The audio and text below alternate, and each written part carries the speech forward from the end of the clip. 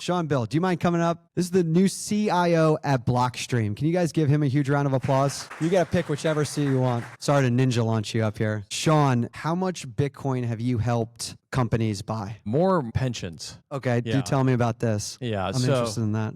So I kind of stumbled into Bitcoin around 2014 and kind of actually started buying Bitcoin for myself in 2016. So I kind of came much later than probably a lot of you in the room. But I was the CIO of a public pension plan. When I was looking at, when you're looking at building these portfolios, these multi-billion-dollar portfolios, it's kind of like baking a cake, right? You have a little flour, a little salt, a little sugar, a little yeast. You got to get some water, you mix it together, and you get this beautiful cake. And so I was looking at my ingredients, and I was like, God, when you look at this Bitcoin, I'm like, this thing's uncorrelated to everything. It's got huge, fat tails, right? So on the right side of the bell curve, which is where we want to be. Where I don't live, but yeah, thanks for pulling. Yeah, where we want to be, right? And so I started looking at it, and I was like, geez, I'm like, if I could just get a little bit of this in my portfolio, this would really help this cake rise. And so I started pitching it. And I started going around and I started pitching our pension boards. And these are mostly bus drivers, train operators, firemen, policemen, clerks,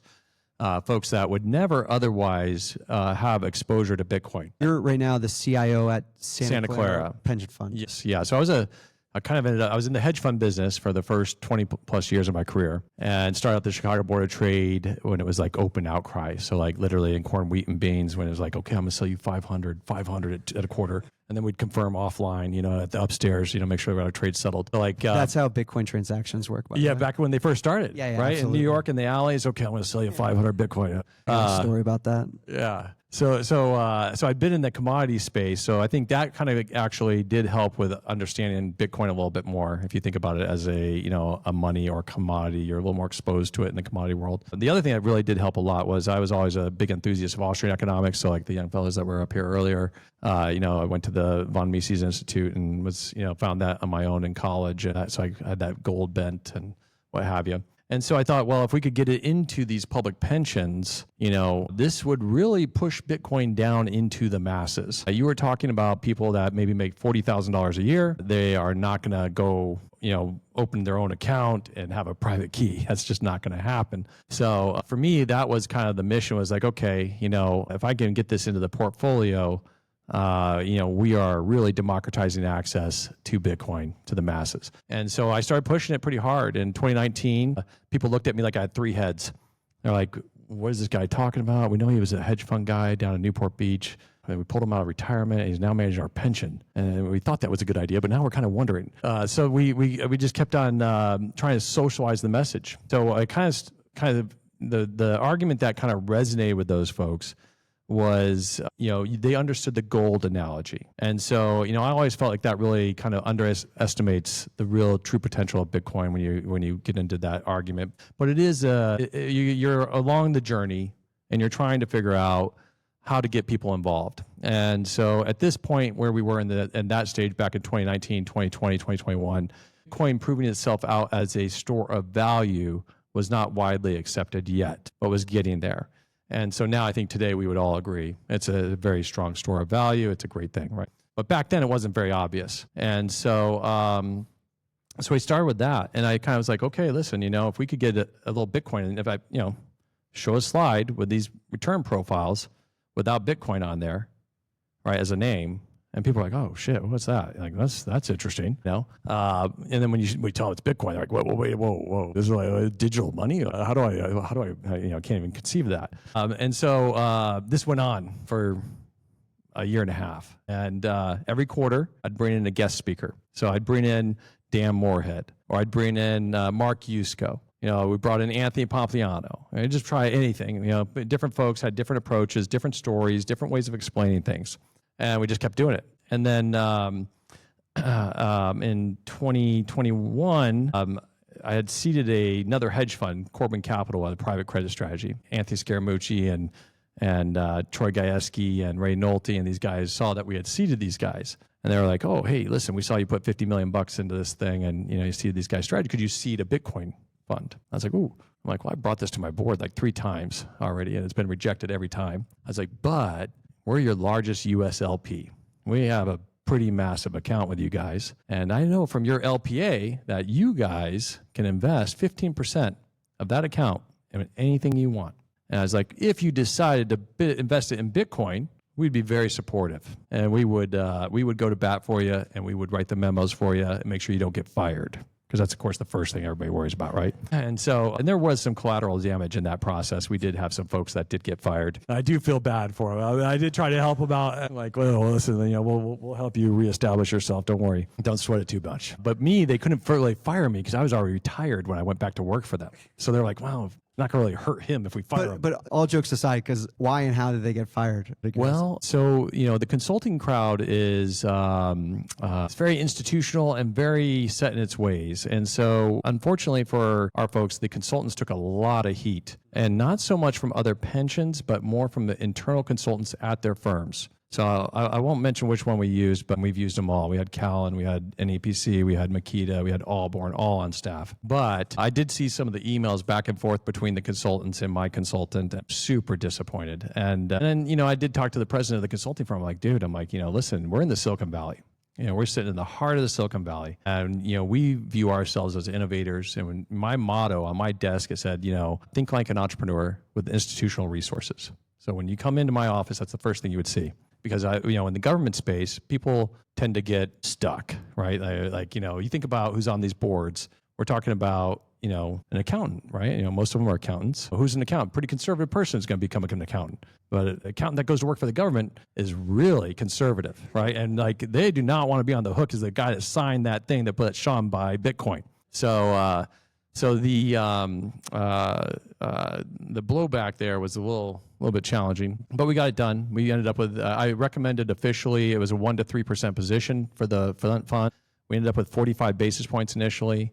More recently, December 2024, BlackRock finally came out and said, yes, we are on the same page as Sean Bill. We think that you should have 2% of your portfolio in Bitcoin. And now that's a lot of CYA for pensions.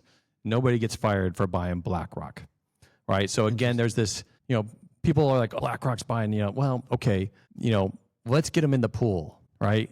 You get them in the pool with an ETF. You make it easy for them. And then hopefully eventually people start asking more questions, learn more, and then they eventually have, self-custody and they make the next step. So you're retired, you go work at a pension fund. Then how did you end up at Blockstream? And what are you guys doing now at Blockstream? So when ZIRP ended, quantitative easing, all that financial repression nonsense that was going on for a decade. So I was a macro hedge fund guy before. And 2011, I hung it up, distributed our capital back to our investors, and was twiddling my thumbs. A friend of mine became the mayor of San Jose, asked me if I could help with the pension. Great. So was never really planning on being a pension tourist, but ended up being there for a while. And then when ZIRP ended, I was like, it's time to get back to make hay, because now credit's coming back. Now there's going to be margin, there's going to be interest. So I went back into the space. I'd won the CIO, top 100 CIOs from CIO magazine, largely I think because of the Bitcoin stuff, frankly. I think they viewed it as being pretty innovative in 2021. And then got back into the hedge fund business with Prime Meridian,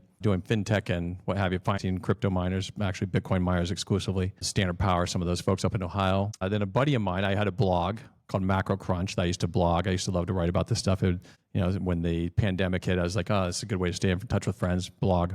And then they know what I'm working on. A buddy of mine was reading my blog. He's like, oh, Sean got the pension into Bitcoin, and he's been financing all these Bitcoin miners, which nobody else wanted to touch in 2022. Let me tell you, we were the only game in town for doing debt. And he's like, hey, I got a buddy coming in from Europe who's into digital assets, and you should come over and have dinner. And so I was like, sure, come by. And I told the story that I was just telling you, but a much longer version for probably like an hour. And then I said, and that buddy was, his buddy was Adam Back. I said, well, Adam, how'd you get into Bitcoin? That was it.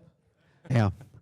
And we'll wrap here in like a couple more minutes, but I'm really curious about, because Blockstream does now so many things. I couldn't pinpoint one thing that Blockstream's doing, but now your role specifically at Blockstream, you're standing up a new division. Is that correct? That's right. Yeah. So one of the, Blockstream is a company that's built solving Blockstreamers' problems, right? Challenges that Blockstreamers face. That's why Liquid was created. That's why AMP was created. That's, the Green Wallet, the Jade, et cetera. And, Adam can fill you in on all that. Blockstream is fundamentally a technology service provider to the Bitcoin ecosystem, and generally open source, community first, company. And so we're looking at where are there additional bottlenecks and other challenges that are in this market. And we thought, hey, if we could target some capital on that, then we could help unlock those bottlenecks.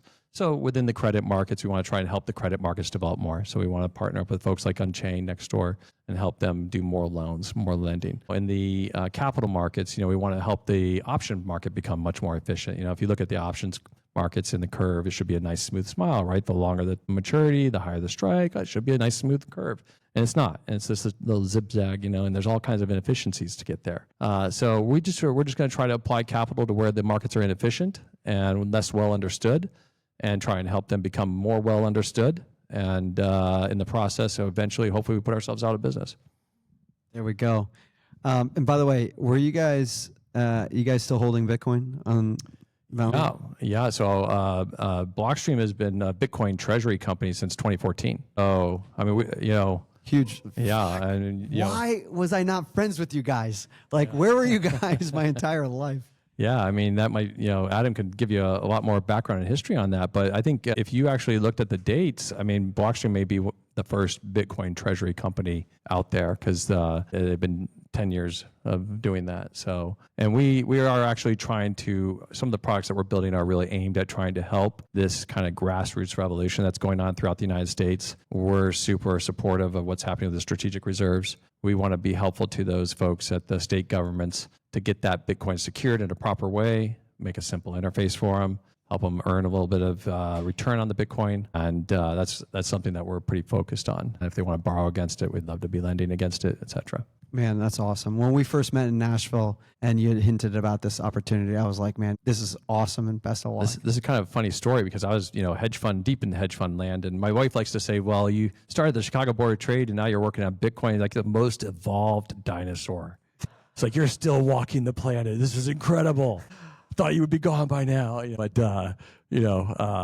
I was walking my daughter, who was a student around the corner from Bitcoin Park, and my wife, and we had dropped my daughter off her freshman year at Belmont University to be studying for become a nurse. And I was like, well, we should go get some breakfast. And there's this one street where all the breakfast shops are. And so I'm walking with my Apple map looking for like a restaurant. And I see this thing that says Bitcoin Park. I'm like, what the heck is that? I'm like, Bitcoin Park. Like, I look over, it's like these two buildings. I'm like, oh.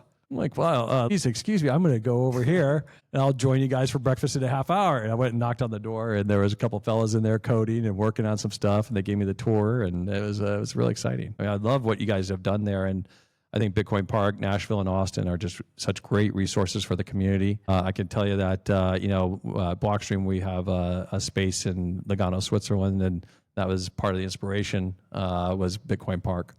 Can we give Sean a huge round of applause? Thank you very much, Sean.